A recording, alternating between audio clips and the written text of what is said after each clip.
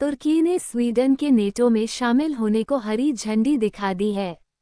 सोमवार को नेटो के सेक्रेटरी जनरल जेन्स स्टोल्टनबर्ग ने इसकी घोषणा की। उन्होंने कहा, तुर्की के राष्ट्रपति एर्डोगन स्वीडन के नेटो से जुड़ने का प्रस्ताव अपनी नेशनल असेंबली में पेश करने के लिए तैयार हो गए हैं। हमें उम्मीद है कि ये जल्द ही पारित हो जाएगा। हालांकि इसके लिए किसी तारीख की घोषणा नहीं की गई है।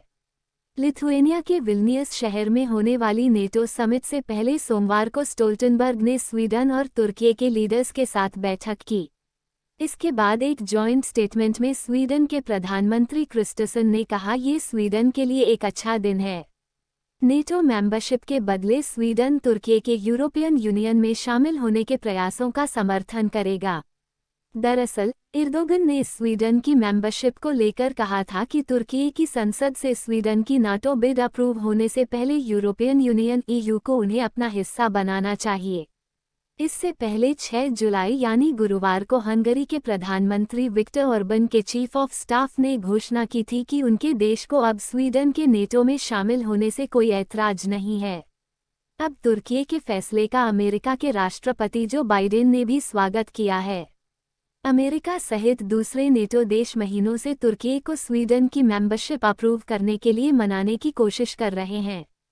रॉयटर्स के मुताबिक कुछ एक्सपर्ट्स का मानना है कि तुर्की स्वीडन की सदस्यता के जरिए अमेरिका पर वॉरप्लेन देने के लिए भी प्रेशर बना रहा था। दरअसल अक्टूबर 2021 में तुर्की ने $20 अरब के F-16 फाइटर जेट सहित मौजूदा वॉरप्लेन्स के लिए 80 मॉडर्नाइजेशन किट खरीदने की रिक्वेस्ट की थी। हालांकि अमेरिका ने स्वीडन की मेंबरशिप के बदले वॉरप्लेन देने जैसी कोई भी डील होने से इनकार कर दिया था। वहीं CNN के मुताबिक मंगलवार को होने वाले नेटो समिट में बाइडेन यूक्रेन के राष्ट्रपति वोलोदिमिर जेलेंस्की से मुलाकात करेंगे। इस मीटिंग का मकसद यूक्रेन जंग को लेकर दुनिया के सामने नेटो के सभी सदस्य देशों की एकता को दिखाना है। नेटो समिट में यूक्रेन जंग और भविष्य में उसकी मेंबरशिप को लेकर चर्चा होने की उम्मीद है। रूस समिट को लेकर जेलेंस्की ने कहा, मैं सिर्फ मनोरंजन के लिए इसका हिस्सा नहीं बनना चाहता। ये रूस के खिलाफ एकजुटता दिखाने का सबसे बेहतरीन मौका है। जब तक यूक्रेन नेटो का हिस्सा नहीं है तब तक उसे संगठन की तरफ से उचित सिक्योरिटी गारंटी मिलनी चाहिए। अगर ऐसा नहीं होता तो इस मीटिंग का कोई मकसद नहीं है।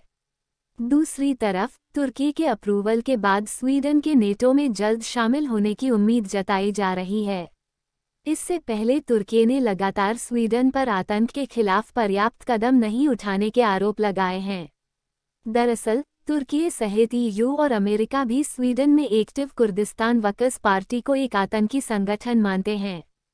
कुछ दिन पहले ही स्टॉकहोम में ईद अल अजहा के मौके एक मस्जिद के बाहर एक शख्स ने कुरान जलाकर प्रदर्शन किया था। इसके लिए उसे सरकार से इजाजत मिली थी। तुर्की ने इस पर कड़ा विरोध जताया है। तुर्की के विदेश मंत्रालय ने इसे जघन्य अपराध बताते हुए स्वीडन की नेटो मेंबरशिप के लिए खतरा बताया था। स्वीडन में लगातार एंटी इस्लामिक प्रदर्शन होने के चलते तुर्की के साथ उसके रिश्ते में तनाव रहा है। तुर्की ने कई बार स्वीडन पर एक धर्म को टारगेट करने का आरोप लगाया है। हालांकि स्वीडन ने बार बार खुद के इस्लाम विरोधी होने से इनकार किया। 1991 में सोवियत संघ के 15 हिस्सों में टूटने के बाद नेटो ने खासतौर पर यूरोप और सोवियत संघ का हिस्सा रहे देशों के बीच तेजी से प्रसार किया।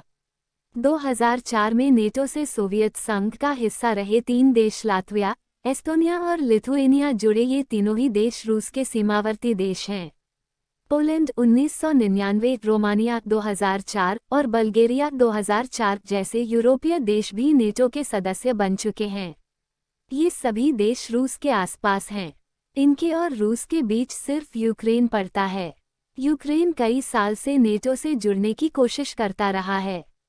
उसकी हालिया कोशिश की वजह से ही रूस ने यूक्रेन पर हमला किया है। यूक्रेन की रूस के साथ 2200 किलोमीटर से ज़्यादा लंबी सीमा है। रूस का मानना है कि अगर यूक्रेन नेटो से जुड़ता है तो नेटो सेनाएं यूक्रेन के बहाने रूसी सीमा तक पहुंच जाएंगी। यूक्रेन के नेटो से जुड़ने पर रूस की राजधानी मॉस्को की पश्चिमी देशों से दूरी केवल 640 किलोमीटर रह जाएगी।